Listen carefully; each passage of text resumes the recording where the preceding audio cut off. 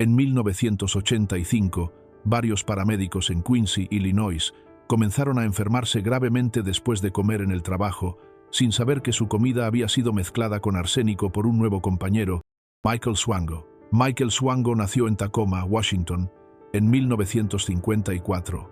Creció y estudió principalmente en Illinois. Cursó medicina en la Universidad del Sur de Illinois. Los profesores estaban preocupados por su comportamiento y capacidad, pero aún así terminó la carrera tras trabajos y tareas adicionales. El personal comentaba que los pacientes a su cuidado, de repente, empeoraban. Por eso empezaron a llamarlo "00 Swango", un apodo que insinuaba que sus pacientes solían tener emergencias médicas graves poco después de estar bajo su atención. Durante una rotación en obstetricia y ginecología, fue sorprendido fingiendo revisiones médicas a pacientes. Estuvo a punto de ser expulsado, pero en lugar de eso repitió la rotación, cumplió tareas extra y finalmente se graduó. En 1985, trabajando como paramédico en Quincy, Illinois, puso arsénico en la comida y bebida de sus compañeros. Varios enfermaron gravemente. Fue condenado por envenenarlos y recibió una pena de 5 años, de los cuales cumplió alrededor de 2, saliendo en libertad en 1987. Ni los hospitales ni las juntas médicas conectaron por completo las señales en su contra. Aún después de esa condena y de los vínculos con pacientes en situaciones sospechosas, continuó encontrando trabajo en distintos estados y en el extranjero. La Universidad Estatal de Ohio simplemente dejó expirar su internado en lugar de despedirlo formalmente. Algunos programas de residencia aceptaron documentos falsificados o pasaron por alto señales de alerta. Se mudó de Virginia a Nueva York y luego trabajó en Zimbabue y Zambia, a pesar de los reportes de pacientes que enfermaban gravemente e incluso morían bajo su cuidado. En el año 2000, fiscales federales lo acusaron en relación con 3 casos ocurridos en 1990 y 3 en un hospital de veteranos en Long Island. En septiembre de ese año, se declaró culpable de cargos que afirmaban que había terminado intencionalmente con la vida de 3 pacientes. También admitió fraude y conspiración por mentir en solicitudes de empleo. Gracias a un acuerdo que evitó el castigo más severo, recibió 3 cadenas perpetuas consecutivas sin posibilidad de liberación. En un caso separado en Ohio, en octubre de 2000, se declaró culpable por el envenenamiento de 1980 y 4 que le quitó la vida a Cynthia Ann McGee, de 9 años, en el Centro Médico de la Universidad Estatal de Ohio. Por ese caso, recibió una cadena perpetua con posibilidad de libertad condicional después de 20 años. Sin embargo, debido a sus condenas federales, permanecerá en prisión de por vida. Cumple esas cadenas perpetuas en ADX Florence, una prisión federal de máxima seguridad. Él mismo pidió ser trasladado allí después de que otro preso lo agrediera gravemente, lo que mostró lo seriamente que las autoridades veían su peligrosidad, incluso entre otros reclusos. Swango siguió moviéndose de un trabajo a otro mientras los pacientes enfermaban. La confesión del siguiente doctor conmocionó al público y cambió las leyes de seguridad hospitalaria. Charles Cullen es uno de los casos más conocidos en Estados Unidos de un profesional médico hallado responsable de la muerte de numerosos pacientes. Nació en 1960 y creció en West Orange, Nueva Jersey. Desde joven mostró interés por la medicina. Se formó como enfermero y más tarde trabajó en el cuidado hospitalario. Cullen comenzó su labor médica como enfermero a principios de los años 80. Después, trabajó en varios hospitales de Nueva Jersey y más tarde en Pensilvania. Sobre el papel parecía un clínico competente, pero tras bastidores ocurría un patrón dañino. Más tarde admitió haber causado la muerte de al menos 40 pacientes durante unas 2 décadas. Los investigadores creen que la cifra real podría ser mucho mayor, posiblemente más de 300. Generalmente administraba sobredosis de medicamentos, incluidos insulina y cloruro de potasio, que provocaban desenlaces fatales. Las víctimas eran a menudo pacientes vulnerables que dependían del cuidado hospitalario. Se ha intentado explicar por qué un cuidador haría algo así. Cullen dio varias razones en entrevistas. A veces decía que quería aliviar sufrimiento, otras que se sentía aburrido, frustrado o poco valorado en su trabajo. También habló de una necesidad de sentirse en control. Esas declaraciones sugieren que factores personales y laborales se combinaron para crear una mentalidad peligrosa. Sus acciones comenzaron a principios de los 80. Durante muchos años, los hospitales no detectaron el patrón. Cullen cambiaba de empleo con frecuencia, a menudo dejando puestos bajo circunstancias sospechosas. Los empleadores no siempre reportaban esas situaciones, lo que le permitió seguir trabajando en otros hospitales. En 2003, 2 enfermeras del Somerset Medical Center en Nueva Jersey levantaron sospechas. El fiscal general del estado abrió una investigación y Cullen fue arrestado. Ante los investigadores, hizo múltiples confesiones. El proceso judicial fue largo y complejo. Cullen se declaró culpable de numerosos cargos relacionados con muertes de pacientes y con intentos de causar más fallecimientos. Lo hizo a cambio de evitar la pena capital. Durante las audiencias, los fiscales presentaron historiales médicos, testimonios y las propias confesiones de Cullen. Al inicio dijo no sentir remordimiento, aunque más tarde expresó arrepentimiento. En 2006, el juez lo condenó a 18 cadenas perpetuas consecutivas sin posibilidad de libertad condicional. Señaló que sus acciones habían roto la confianza entre cuidadores y pacientes. Cullen fue enviado a la prisión estatal de Nueva Jersey, en Trenton, donde permanece. En la audiencia de sentencia declaró: «Acepto toda la responsabilidad por mis actos y el dolor que he causado. Lo lamento profundamente». Sus palabras fueron breves, pero mostraron un momento de aceptación tras años de negación. El caso Cullen llevó a que hospitales y autoridades cambiaran la forma de reportar y revisar las preocupaciones del personal.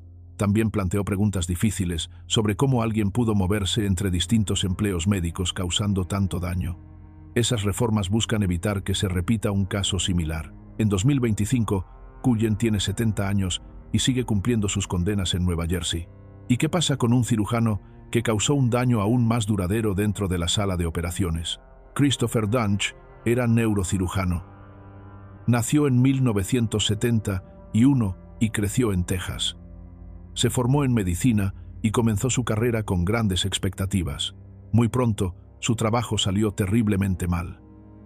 En pocos años, operó al menos a 33 pacientes. Muchos de ellos sufrieron daños gravísimos.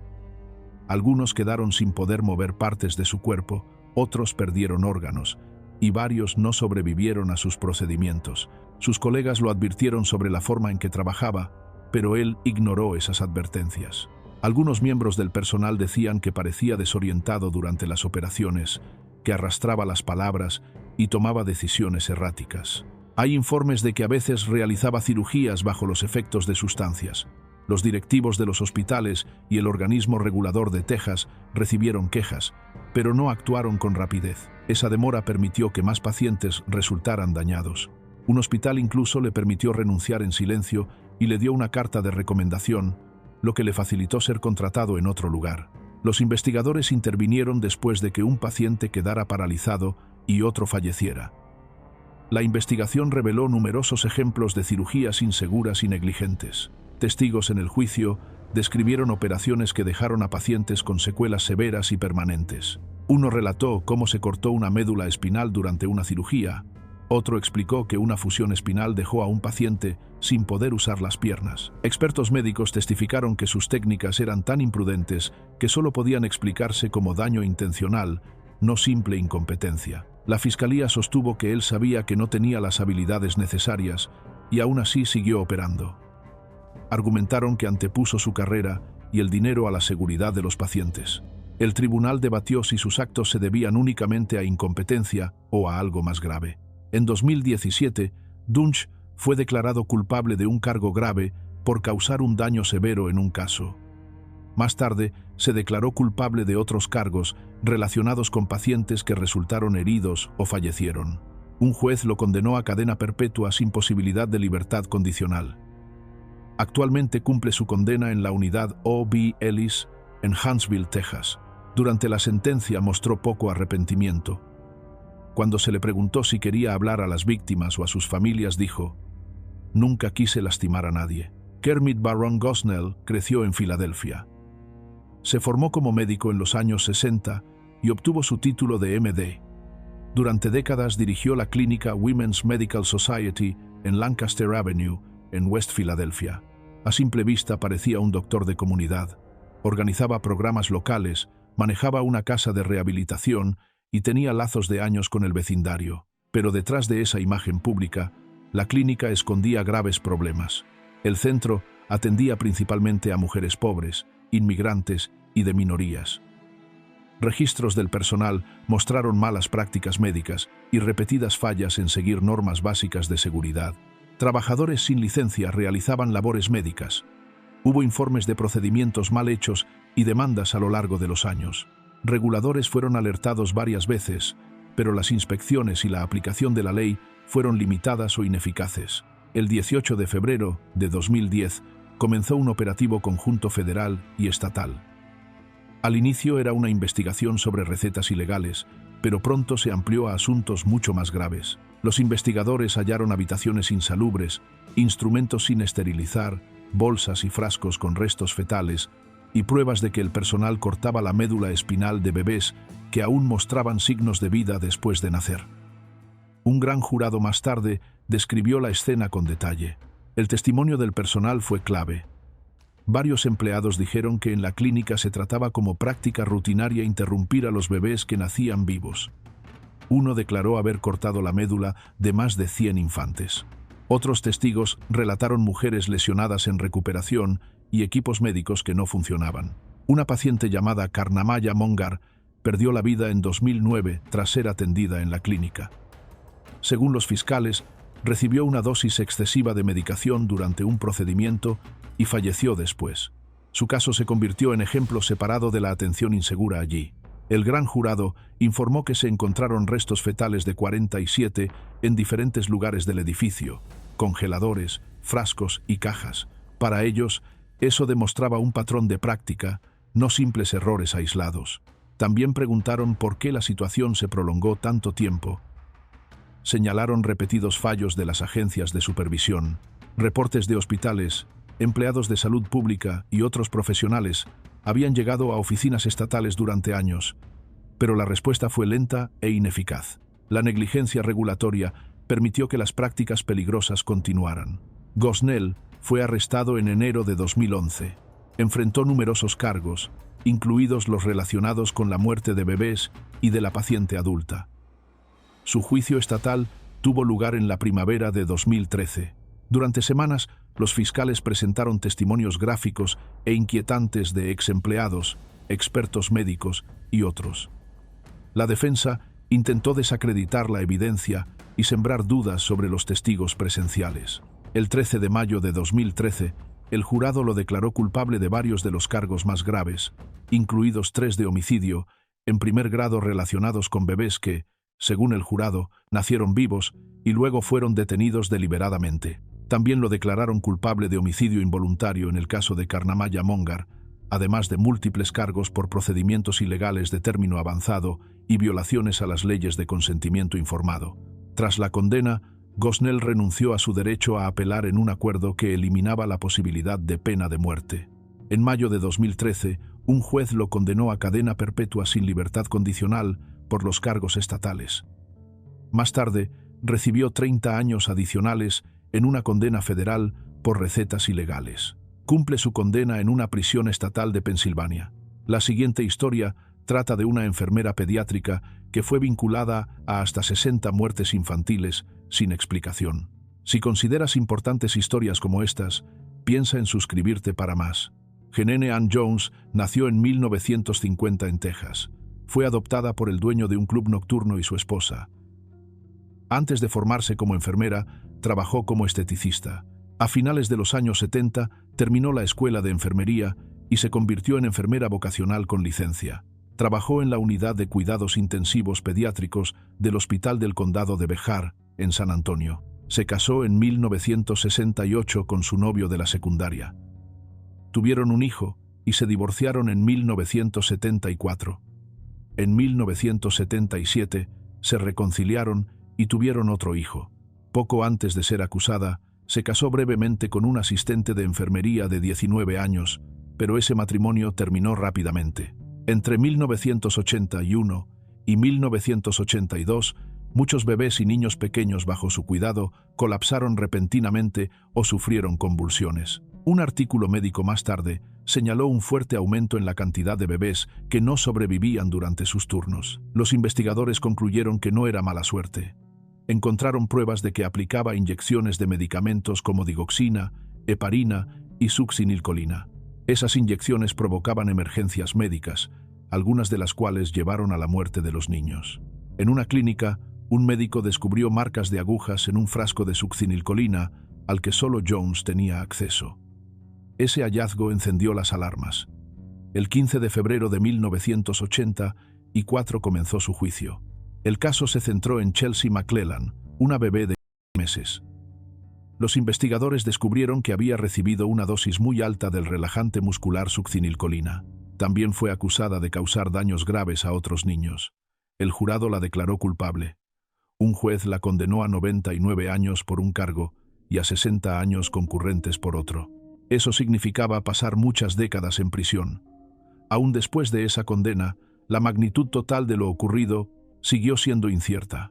Algunos informes la vinculan con entre 46 y 60 muertes infantiles, pero solo 2 casos fueron probados en la corte en ese momento. La ley de Texas entonces permitía la liberación anticipada por buena conducta. Eso la hacía potencialmente elegible para salir en marzo de 2018. Las familias de las víctimas y los fiscales presionaron para reabrir casos. En 2017 enfrentó nuevos cargos relacionados con hechos ocurridos entre 1981 y 1982, incluido el de Joshua Sawyer. Durante esas audiencias, los fiscales presentaron grabaciones. En una entrevista de libertad condicional, en 1998, presuntamente dijo a un oficial que había provocado la muerte de algunos niños.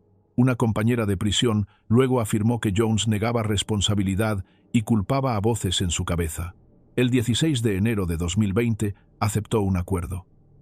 Admitió culpabilidad en el caso de Joshua Sawyer, un bebé de 11 meses que falleció el 12 de diciembre de 1981.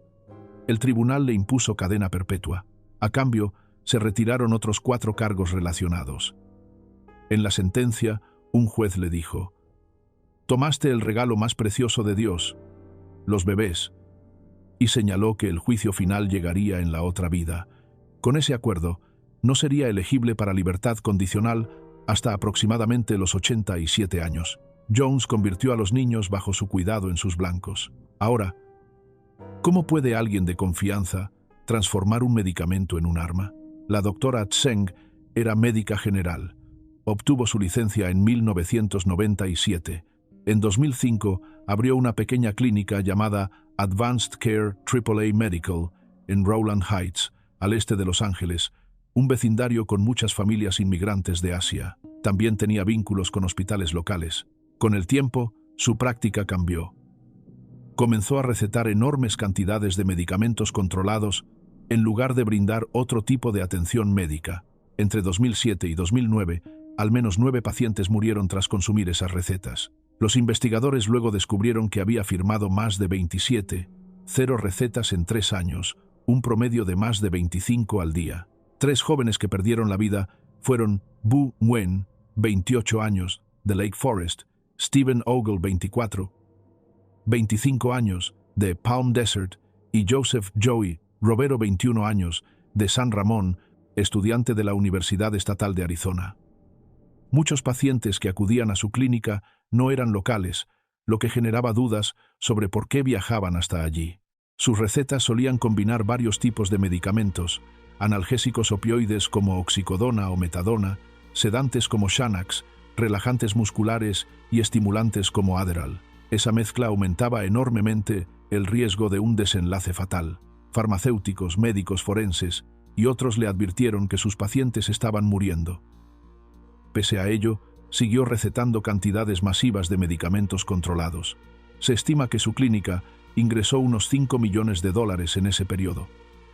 Algunos días recaudaba más de $3,000 en efectivo. Una de las preguntas clave fue si entendía el daño que causaba. Los registros mostraron que recibió múltiples advertencias, pero continuó con el mismo comportamiento, lo que sugería que ignoraba los riesgos. En octubre de 2015, un jurado la declaró culpable. El veredicto incluyó 3 cargos de homicidio en segundo grado, 19 por recetar ilegalmente medicamentos controlados y 1 por obtenerlos mediante fraude. El caso fue histórico. Era la primera vez en EEU que una médica era condenada por homicidio debido a la prescripción excesiva de fármacos. El 5 de febrero de 2016, un juez la sentenció a entre 30 años y cadena perpetua en prisión estatal. Eso significa que debe cumplir al menos 3 décadas antes de poder optar a la libertad condicional. En la audiencia de sentencia llevaba uniforme azul de reclusa y habló a las familias. «Lo siento muchísimo. Siempre he estado y estaré rezando por ustedes. Que Dios los bendiga y les dé consuelo a todos los afectados por mis actos». También escribió: «No fui la doctora que debí ser para los pacientes que acudieron a mí. No hay palabras que describan esta tristeza». El juez criticó los intentos previos de su defensa por culpar a farmacéuticos o pacientes, calificándolos de irresponsables. Su condena fue revisada en apelación. Pero en diciembre de 2018, la Corte de Apelaciones la ratificó, señalando que sus recetas cumplían con el estándar legal de homicidio por mostrar un desprecio temerario hacia la seguridad de los pacientes. En el siguiente caso, la historia de un respetado médico comenzó a desmoronarse con una sola mancha roja. El doctor Robert Neulander fue un reconocido obstetra y ginecólogo en DeWitt, cerca de Syracuse, Nueva York. La gente de la zona lo veía como una persona atenta y comprometida. Era activo en la comunidad local. Él y su esposa Leslie habían estado casados por casi 30 años. Tenían 4 hijos: Jenna, Ari, Emily y Brian. La familia era conocida por apoyar causas locales y por ser miembros cálidos de la comunidad judía de Syracuse. El 17 de septiembre de 2012 ocurrió algo grave en su casa. Leslie, de 61 años, fue encontrada inconsciente.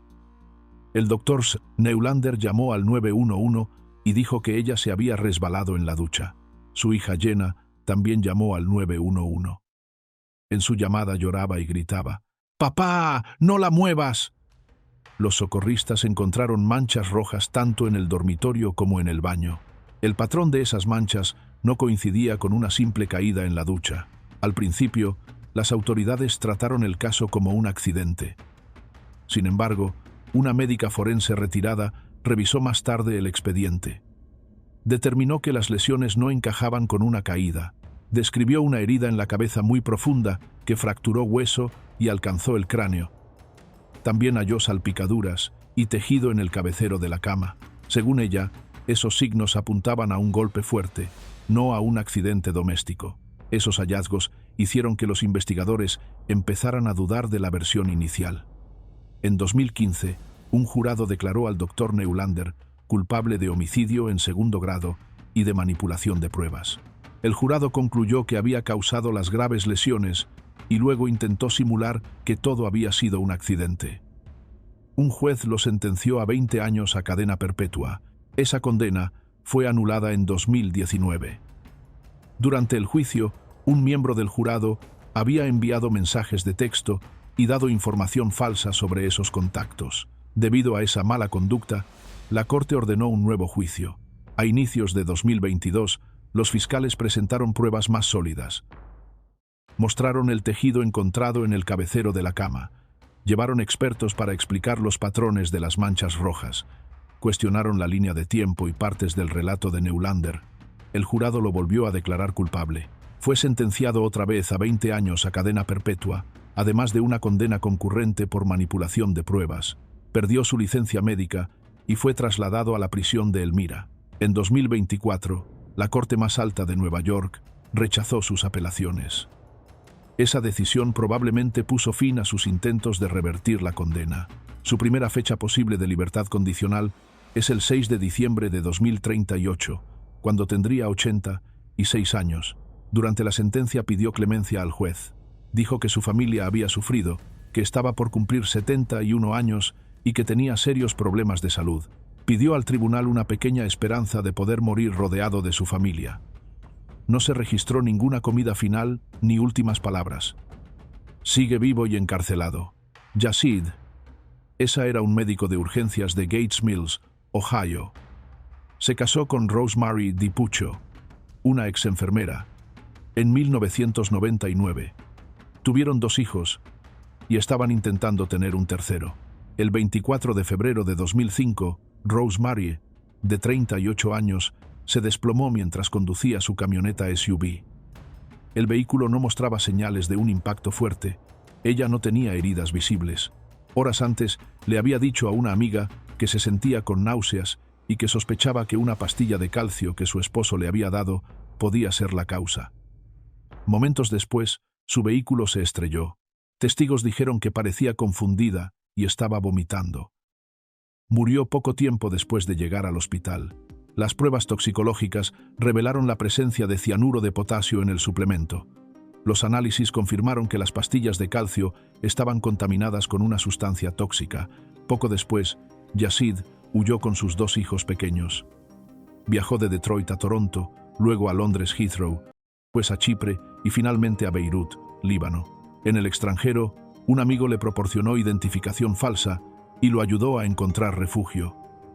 Las autoridades tardaron casi 3 años en lograr traerlo de vuelta. En octubre de 2006, la policía lo arrestó en Chipre. Tras una larga batalla de extradición, regresó a Ohio en enero de 2009. Su fianza fue fijada en varios millones. En enero de 2010 comenzó su juicio. Los fiscales dijeron que temía un divorcio, pérdidas económicas y perder a la mujer con la que estaba saliendo. Argumentaron que esos miedos le dieron un motivo.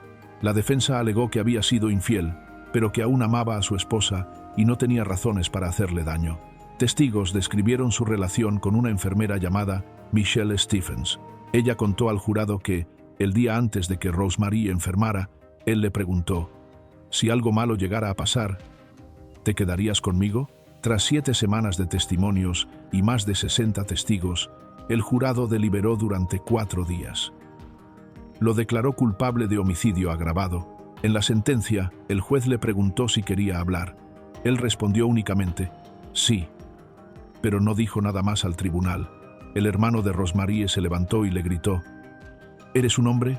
El juez lo condenó a cadena perpetua con posibilidad de libertad condicional después de 20 años. El doctor Thomas Michael Dixon era un cirujano plástico en Amarillo, Texas. Era dueño de Sensi Med Spa y trabajó en el área de la cosmética desde el inicio de su carrera. En 2008 conoció a Richelle Shetina durante una visita para aplicarse Botox. Empezaron un romance que causó graves problemas en casa. Su esposa pidió el divorcio. La relación de Dixon con Richelle se volvió inestable. En 2011 Richelle terminó la relación. Poco después comenzó a salir con el Dr. Joseph Sonier, un patólogo en Lubbock. Dixon no lo aceptó. Se volvió cada vez más celoso. El 10 de julio de 2012, el Dr. Sonier fue hallado en su casa en Lubbock con múltiples heridas de bala y varias puñaladas. Las autoridades trataron la escena como un homicidio dirigido. No parecía un robo al azar. Richelle y Sonier se habían conocido en clases de baile. Se hicieron cercanos e incluso viajaron juntos, incluyendo un viaje a París. Dixon le pidió a su amigo y socio comercial, David Shepard, que vigilara a Sonier y Richelle. Al principio quería fotos de Sonier con otras mujeres. Ese plan falló. Entonces Dixon le ofreció un pago: 3 barras de plata y una caja de cigarros cubanos. Shepard aceptó llevar a cabo el plan. El 10 de julio, Shepard ejecutó el crimen. Sonier recibió 5 disparos y 11 puñaladas al llegar a su casa después del trabajo. Un jardinero lo encontró al día siguiente. Una pista clave llegó después. Paul Reynolds, compañero de cuarto de Shepard, contó a la policía que Shepard le confesó su participación y dijo que Dixon lo había planeado. Shepard guió a los investigadores hasta el arma, recuperada en un lago detrás de la oficina de Dixon. El arma estaba vinculada al hermano de Dixon. El primer juicio en octubre de 2014 terminó en nulidad.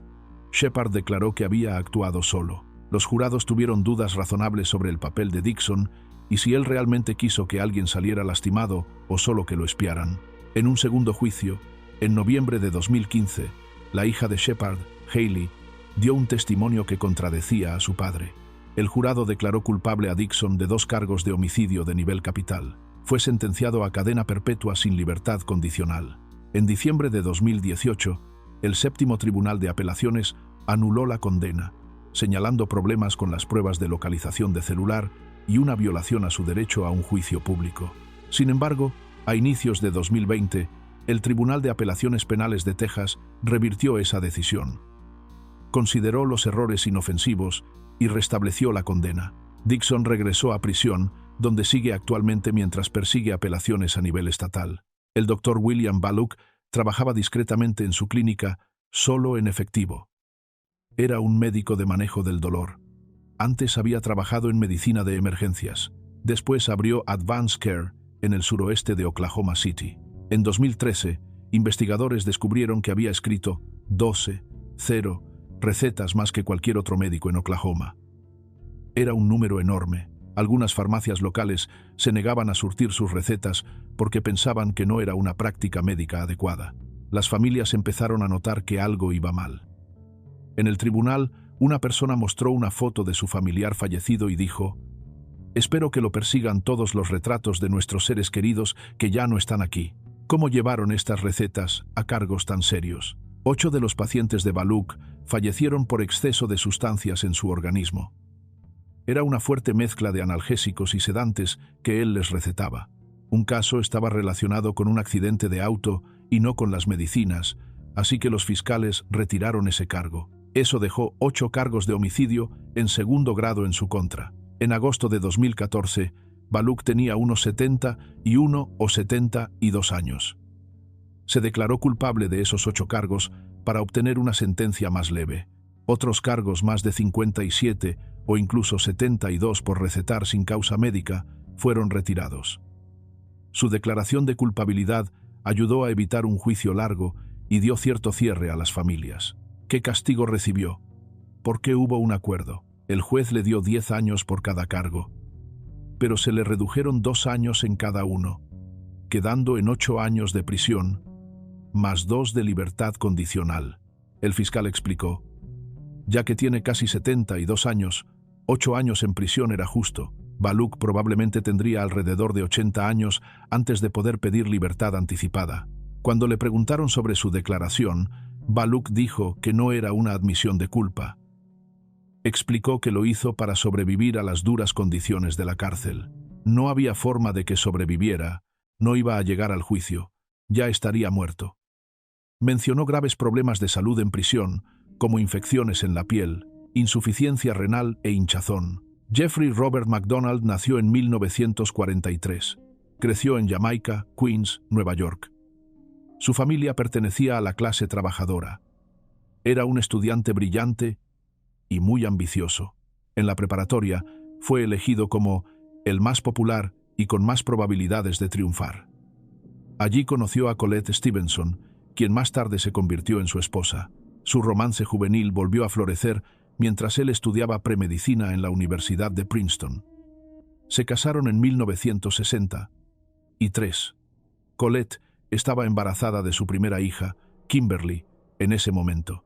Más tarde, McDonald terminó la escuela de medicina en la Universidad Northwestern, se unió al ejército de los EUU y se convirtió en médico de los Boinas Verdes. Ese papel le dio fama de ser heroico y disciplinado, pero había otro lado en su vida.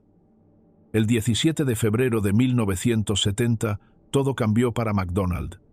Su vida se derrumbó durante una noche terrible. Fue una noche llena de peligro que lo convirtió en protagonista de uno de los casos familiares más comentados del país. A las 3:42 a.m., la policía militar en Fort Bragg, Carolina del Norte, recibió una llamada desesperada de McDonald.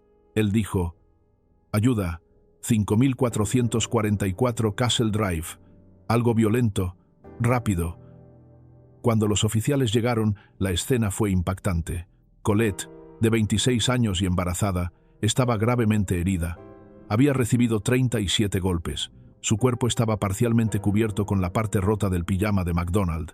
Su hija Kimberly, de 5 años, había sido golpeada y herida en el cuello. La pequeña Kristen, de 2 años, tenía 48 heridas de un picayelos. Su diminuto dedo casi fue amputado porque intentó defenderse. McDonald estaba apenas consciente y tenía heridas superficiales. Dijo que 4 intrusos los habían atacado. 3 hombres y una mujer que repetían palabras extrañas. La palabra pig estaba escrita con una sustancia roja en el cabecero, lo que recordaba a los asesinatos de la familia Manson. Pero pronto la policía encontró problemas con la versión de McDonald. ¿Por qué no había fibras del pijama en la sala donde él dijo que ocurrió el ataque? ¿Por qué estaba el ADN de Colette en sus gafas? La evidencia parecía indicar que alguien había preparado la escena. Hilos del pijama de MacDonald fueron encontrados debajo del cuerpo de Colette. Su huella con sangre fue hallada saliendo de la habitación de Kristen. Estos hechos no coincidían con su historia de una pelea en la sala. Aún se debate por qué MacDonald hizo lo que hizo. Algunos, como el autor Joe McGinnis, creen que perdió el control en un arranque de ira provocado por el consumo de anfetaminas. Dicen que estaba enfadado por las exigencias familiares. Otros señalan problemas en su matrimonio. Colette había contado a amigas que él tenía mal carácter. La pareja discutía con frecuencia. Los fiscales afirmaron que MacDonald, a quien llamaban narcisista, dañó a su familia porque quería vivir sin responsabilidades. ¿Evitó MacDonald los casos Manson para evitar la culpa? En su casa, encontraron una revista sobre esos crímenes, lo que reforzó esa teoría. Pero MacDonald siempre sostuvo que los intrusos eran reales. Incluso señaló a Elena Stockley, una mujer local que consumía sustancias y que coincidía con la descripción de la mujer que mencionó en el ataque. Stockley a veces decía que estuvo allí, pero luego retiraba sus declaraciones. El camino legal de MacDonald comenzó con una audiencia militar en 1970. Los cargos fueron retirados por falta de pruebas, pero su suegro, Freddie Kassab, presionó para un juicio civil. En 1979, tras un juicio de 7 semanas, el jurado declaró a MacDonald culpable. Fue condenado por 2 cargos de homicidio en segundo grado por Colette y Kimberly, y un cargo de homicidio en primer grado por Kristen. El 29 de agosto de 1979, MacDonald fue sentenciado a 3 cadenas perpetuas. Hoy tiene 81 años y está preso en FCI Cumberland, Maryland. Podrá pedir libertad condicional en 2071, lo que sería a una edad muy avanzada. ¿Mostró MacDonald algún arrepentimiento? No. En una audiencia en 2012, Joe McGinnis lo describió como una persona sin sentimiento por lo ocurrido. Dijo que MacDonald veía a las víctimas como personas que se interpusieron en su camino, no como su esposa e hijas. Las últimas palabras públicas de MacDonald fueron contundentes. Soy inocente. El sistema me falló. James Craig era dentista en Aurora, Colorado. Estaba casado con Angela Craig. Angela tenía 43 años. Era madre de 6 hijos y dirigía el coro de la iglesia local. Habían estado casados por más de 20 años. James era visto como alguien de confianza por su familia y comunidad. Pero esa confianza se rompería por un hecho oscuro y trágico. Angela era muy querida por su familia. Era una de 10 hermanos y se preocupaba profundamente por sus hijos. Días antes de caer gravemente enferma en marzo de 2023, comenzó a mostrar síntomas fuertes: mareos, desmayos, vómitos y confusión. Los médicos no lograban descubrir qué le pasaba. Tuvo que ir varias veces al hospital. Mientras tanto, James actuaba como un esposo devoto, incluso cuando todo esto sucedía. Durante unos 10 días en marzo de 2023, James envenenó lentamente a Angela, añadiendo sustancias peligrosas a sus batidos de proteínas. Usó arsénico, cianuro y tetrahidrozolina, un compuesto presente en gotas para los ojos. La salud de Angela empeoró y fue ingresada en el hospital. Allí, James le administró una última dosis de cianuro a través de su suero. Poco después, Angela fue declarada con muerte cerebral y se desconectó el soporte vital. ¿Por qué alguien dañaría a la persona a la que prometió cuidar? La investigación reveló el motivo. Los fiscales dijeron que James estaba atrapado en un matrimonio difícil. Su consultorio dental estaba fracasando y las deudas aumentaban.